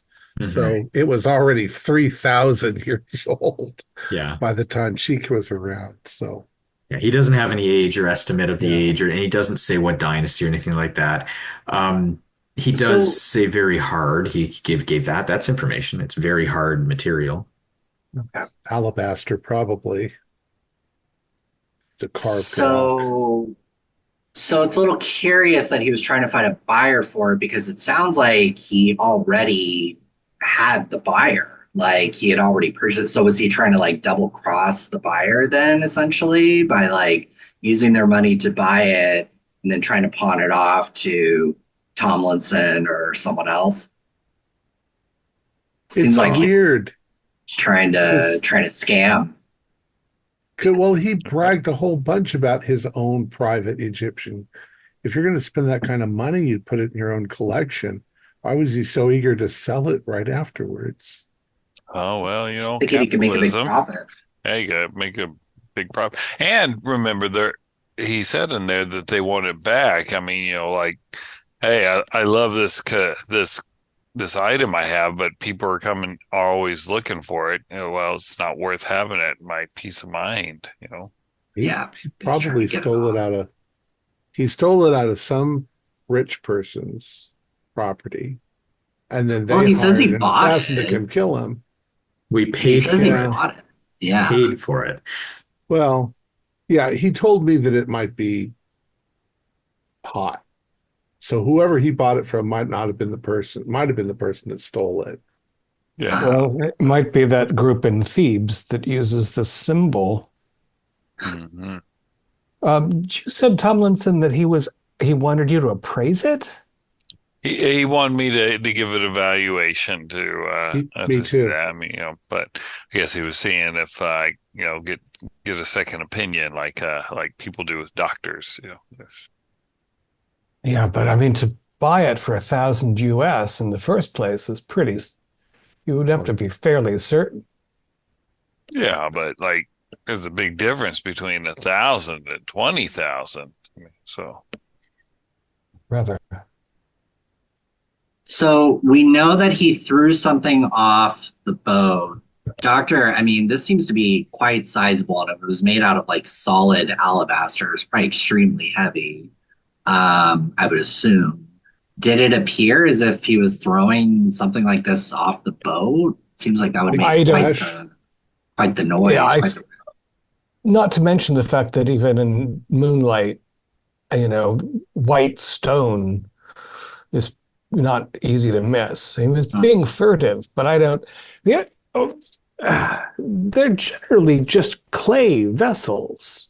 yeah. I don't even know if alabaster would be suitable for storing wine or oil. So it might be a purely decorative object. Maybe this is why this. Does he not name the parties that he's there? He doesn't name his clients at all. He actually just says clients or my clients or the clients. He doesn't give them any names, and that's throughout the. As you are all skimming through it, you're all skimming through a little more now. You get that he has things he purchases for the clients, but then at the same time, seems like he's using some of their money to buy things for himself too. Hmm. So they give him 1,000, he gets it for 900. He uses 100 to buy something for himself. So sure. Yeah. Would I be able Doctor. to tell Little if per diem. would he have been in any debt? ooh. Well, Probably. you know that his movie career dried up after a while because Yeah. he wasn't getting the call for films like he used to be. He's no, he was famous, but not famous into his middle ages. Famous, like Right. he's sort of his career dried up. So he I think actually, you know what, Oh, Marcia Smith, but you could do an intelligence role and or history role, something like that, whatever you choose. That would give you some insight. Or credit rating. Let's see. That's 60. I did pass an intelligence roll. Okay, well, just your knowledge of the movie industry. You know that he has a big mansion. He has a lot of things. He has a lot of fancy cars and things like that. And people have talked about that for years, about all the parties that used to happen at his house. So you haven't heard so much recently, and you just assumed that he's kind of maybe running out of money, maybe, or at least he was being more careful. Well, it's hard for actors. It's not just female actors who have a tough time finding roles once they reach a certain age. And he lived quite the extravagant lifestyle. So Hmm. I wouldn't be surprised if he was in somewhat desperate straits. And his Yes. attitude seemed quite manic. I wouldn't be surprised if he, you know, s- you know, trying desperately to secure his financial future. I could see that. Well, so can we assume that the thieves, if he didn't throw it off the boat and it's nowhere on the boat, actually, we could ask the people who loaded on the storage if they noticed it. I mean, this would be quite noticeable if it was in the steerage. I would assume if he brought it on the boat with him. It would probably just be a heavy crate. Yeah. Yeah, perhaps we could go look at the steerage to see if it's still in there. If it's not, I suppose we can assume that the M4 is no longer on the boat and the thieves somehow took off with it. Yeah, there's the possibility of a second vessel coming up that could happen more than once. Ladies, you were poking about in his stateroom. Did you see any telegram receipts?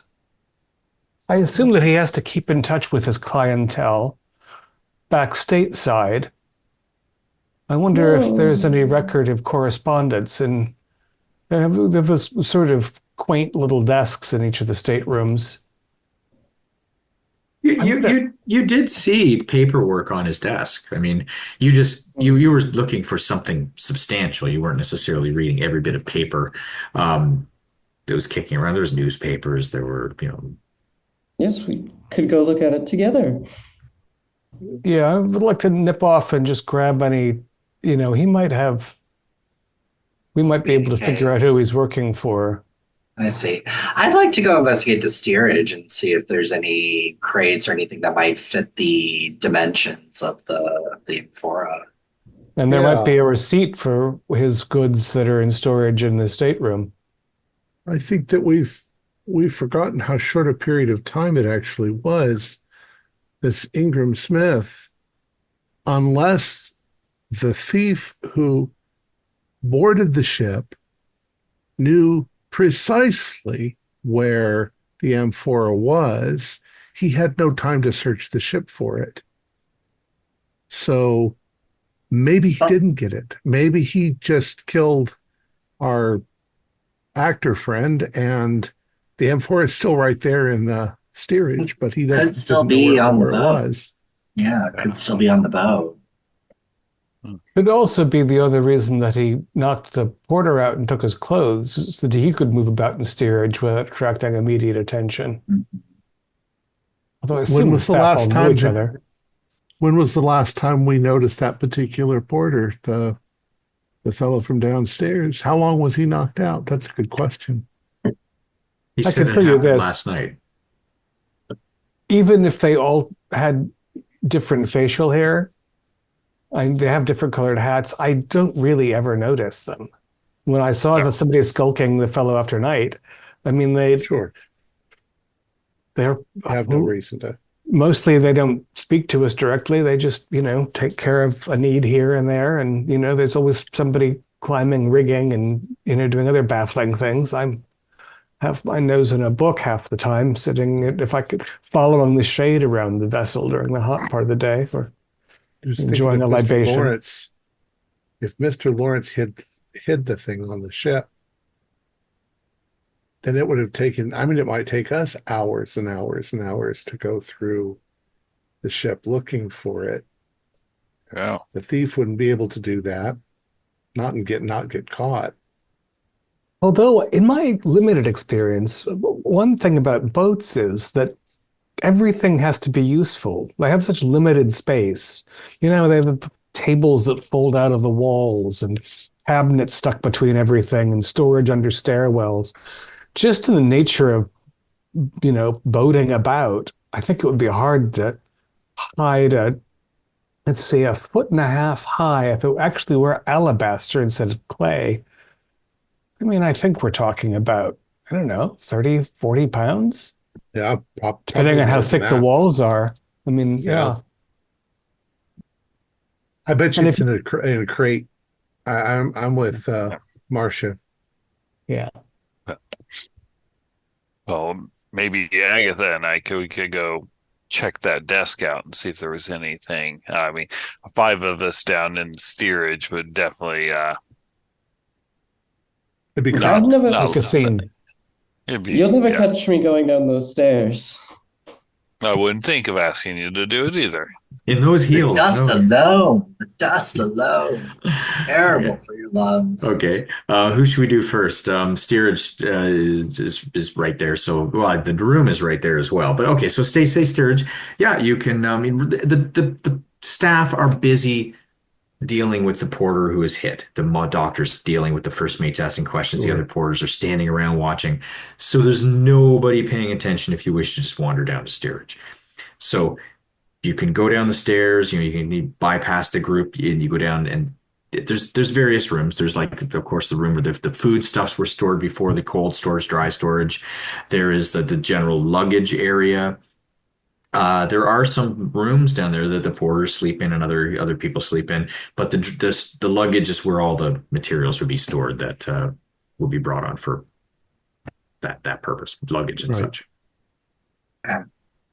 Yeah, I'm gonna start looking through the luggage and looking for like a large crate or something that would match the dimensions. Okay. Roll spot hidden, just might as well. It's in Now below 06. one. It's an extreme. Yeah, I got an extreme Oh, we too. both got extremes. You guys We're gonna find waste those everything. extremes. There won't be Everything's anything in found. there. Yeah.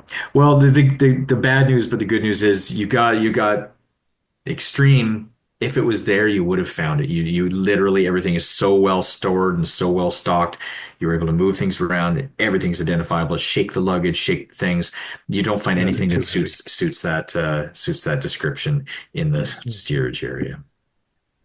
Well, appears they got off with it, or he never had it in the first place. He did ask me to go up to his room, so I wonder if he had it in his room. He might have. He wanted me to take a look. Was there any So- evidence that anybody had broken into his room?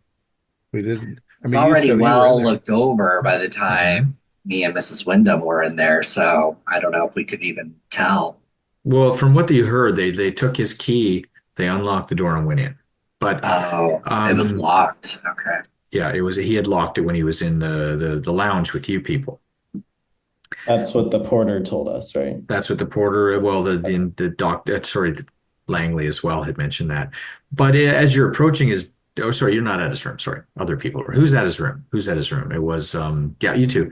And So- Agatha was Agatha as Yeah, well. Yeah. Mhm. Okay. So you guys are back approaching his room, going to the room. It's unlocked still because it remained unlocked. You do notice the porters are actually, they've got, they have a checklist, like a little clipboard, and they're going into the other rooms right now. They're going into the rooms, like asking people if they want things. And they do go to a room next to the room that you are in, and they knock the door. And none of you speak Arabic, I'm assuming. No. Yeah. No. Okay. He goes, oh, and he just says something in Arabic, and you're not quite sure what he says. And he just sort of pulls the door again to like latch it because it was locked, but he kind of half unlatched it, lock it again, moves on down the hallway. Yeah. So they're just going through the different rooms, seeing if people need anything brought to the rooms, because with the police coming, people may wish to eat in their rooms. Okay. It's going in. So Okay. right outside the door, I'll just kind of like remark, because she hasn't put two and two together because no one told her any of this stuff, but she just remarks that There was a man just like the porters. This is just where he was when they were arguing very, very loudly with that not handsome Mr. Lawrence last night. I saw Really? them getting into such a heated debate that it almost you could hear it from all the way down the hall. I noticed because I was attempting to make sure that Mr. Lawrence was not up to no good. Oh, And didn't you say that the other porters mentioned that there was nothing of disturbance last night that had intrigued them? I would They didn't seem to have been concerned about anything at all before they found the body. obviously a gentlewoman would never suggest that somebody might be a liar, but I'm sure they would have heard the same arguing I did and told you if they had. Why would they not tell you that? Well, they might huh. be intimidated. There is, you know, they didn't want to talk to us about that symbol I showed you. Yeah. Yes, that makes sense. If I got caught trying to pick a lock on a door on a cruise ship, I would probably be pretty defensive too. I would No, never. the Uh, fellow dressed as a porter was trying to pick the lock. Yes, I saw he got caught trying to break into the room. Huh. Very naughty, very Casey, naughty. Casey, roll your spot hidden. As the talking is happening, you're standing there and you're a details oriented person. Yep. It's a fail. Uh, 10 points of luck's a lot to go, but why not? Let's go ahead and spend the 10 to get Okay. to a regular. The one thing you guys know about these ships is they take great care to make sure everything looks precise and clean. And in between this, it's not like a cruise ship nowadays, whereas they only do things at the end of the season. In between travel, in between cruises, they're very meticulous about repainting, tidying up, making sure everything looks pretty polishing. And the doors were very recently painted. You all notice they're very clean and tidy, but the lock, um, there's scratches and little tiny bits of paint missing around the lock. So you can see that it absolutely verifies what Agatha said, that somebody was poking around and it wasn't a key and they were trying to unlock the lock with some kind of tools or devices. Ah, yes, you're So, correct. Something like Lady that. Lady Agatha, can you describe at all the fellow who was trying to break in? My old eyes. I assume I would know the color of the hat because I would not remember details about somebody who was a servant, of course. Green hat. Yes. The most wonderful That's what you would color, remember. most wonderful color hat. Yeah, Oh, That's probably not yeah, that's about you can remember as a green hat. That's who you not very remember. useful if they're switching uniforms. It could be anybody now. mm, green hat. Interesting. That's I the wonder same if that color hat that Dr. Goss saw as well. The fellow that was we was were that told to. The fellow that who's the found the body was wearing a green No, hat. no, the fellow that was skulking was wearing a green hat. Oh, Sorry. sorry. Yeah, Yeah. okay. and was that the same color assigned to the poor chap that was just found knocked out in the lower decks? Takes you 3 minutes to ask, and you find out, yes, that was the stolen clothing Amazing. color. Uh-huh. It's all It's all coming coming back to together. me now. Yeah. But it Okay. was That's it, it was Lawrence who caught him, but he didn't call for help from the ship's crew. Not that I saw. He slammed his door and went inside, and he never returned. I wouldn't ever suggest that I was being nosy, but he What did no. not exit. what time would you say that was, Lady Agatha? I don't have that in my notes, so It the would have storyteller happened. would have to tell you. It would have happened before you saw him, Dr. Goss. Before you saw the skulking occurring. This would have been before that. 10:30, maybe. Plot thickens. Hmm. Well, let's go on in. You're Yep. in. Cool. You're in. Okay, and what I'm going to do, I'm going to think about like all the storage spaces in my cabin because I assume it's kind of the same. So like under the bed, I'm going to start opening all those up and looking in there. Okay. And what are you looking for in particular? Is it telegrams, that kind of thing you were saying? What I'm looking for antiques. Ah, okay. Okay. You find bits and bobs, little tiny carved figurines, lots of little things have been stashed away, wrapped up in Kleenex, not Kleenexes, like in Oh, bits of yeah. cloth and fabric and Excelsior. such. Are they kind of all the same, like ancient society, ancient time? Are they more of You would now? you would have to go through one after another, but you do notice that one or two of them you pick up, they were carved recently and aged with like, dipped in tea and allowed to age in the Hmm. sun kind of thing. But Yeah. then you also find some that look like they were older. So it seems like he was buying up stuff and just stuffing it away and he was going to go through it all later or go to you or somebody else and have it valued. But you do find, as the rest of you are looking in the room, you do find some. He received some cables from other persons, and they do definitely talk about when we meet. Did you obtain? Is there any trouble? You don't see what Hmm. he sent, but you're finding like his incoming messages. And Right. where are they from? London. And is there a name given of any kind, or are they signed? TDK. TDK. Is there a message from the same day as the date in the journal where he drew that symbol, as if he maybe was told about it? Is there any mention of it at all? Oh no, the when he that was it was much before he was on the ship that Okay. that was well before in the past. Okay. Okay. And as it's approaching time, you guys can hear a boat approaching from in the distance now. Yes, I think that we should not be in his room when the constabulary arrives. Yeah, I agree. Hmm.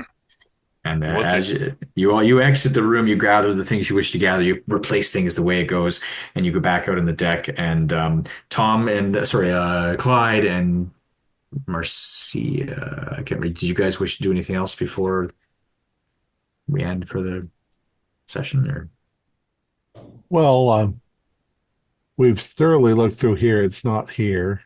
Yeah. Uh, I don't know. What do you think? What do you think? I think this might just be a murder that's never be solved, or I don't know what was so important about that thing other than the fact it was just a valuable antique. Usually, rich people, if you can buy something, you buy it. You don't murder somebody for it. Must have had some significance, maybe to the locals, maybe some religious significance. Yeah, Yeah, very, very maybe. strange. I mean, for the most part, these people aren't really that kind of religious anymore. They're either Muslims or they're Coptic Christians or Perhaps it had some significance to them. okay. maybe. So you guys are talking what you're going to do, and we can end on this. Tom, roll spot hidden. Something else might be more appropriate, but 92. okay. You guys are talking, you're standing in the dark steerage and you're like wondering what to do, where should go. Maybe you step outside the door, whatever. And as you are doing that, someone runs past you, knocks both of you over, not over, but like as they bust past you and they run up the stairs. And you can see that it is a young person that looks like same size, but maybe a little taller as the porters. Definitely a person who's Egyptian in look. And he just goes barreling up the stairs, and you hear a lot of yelling and then a splash as he jumps off the ship. The hell? Was he in the steerage and Not ran? where he was in another part of the lower decks where you were. Okay. But he was hiding somewhere. But he ran Um, past up on deck and he's dove out into the water. Miss Ingram Smith, are you all right? Let me help you up. Yes, no, I'm Hell, fine. What Well, maybe we should go and investigate that. I wonder Yeah, stop, murderer. Yeah, you hear that from the other people too. The porters are yelling, other people are yelling, and you hear a lot of hullabaloo. So we can leave it at that for the week, Tom, and we can take it up at that point afterwards. Right, cool. Hullabaloo. I like using that word. Our players included Keith Craig, David Gassaway, Troy Wheeltrier, Dave Shiflett, and myself, with Sean Liddle as the keeper of arcane lore. We have a Discord server where you can chat with other members, you can set up private games, and you can learn the finer arts of gameplay and game mastering. We provide audio-only versions of our shows free for you to download from Spotify, Podbean, or iTunes. Support for the show is provided by our patrons who are listed in the closing credits. If you'd like to show us your appreciation, please visit our Patreon page, and you can use the thanks button just below the screen. Like, share, and subscribe to our channel, and punch the bell icon for updates on our latest shows. And leave us some comments. We enjoy reading them and answer any questions you might have. This is Thom Raley, together with all the members of our gaming club, inviting you to journey with us once again into the darkness for another adventure into the universe of H.P. Lovecraft and the Call of Cthulhu role-playing game. Until next time, good luck and good gaming.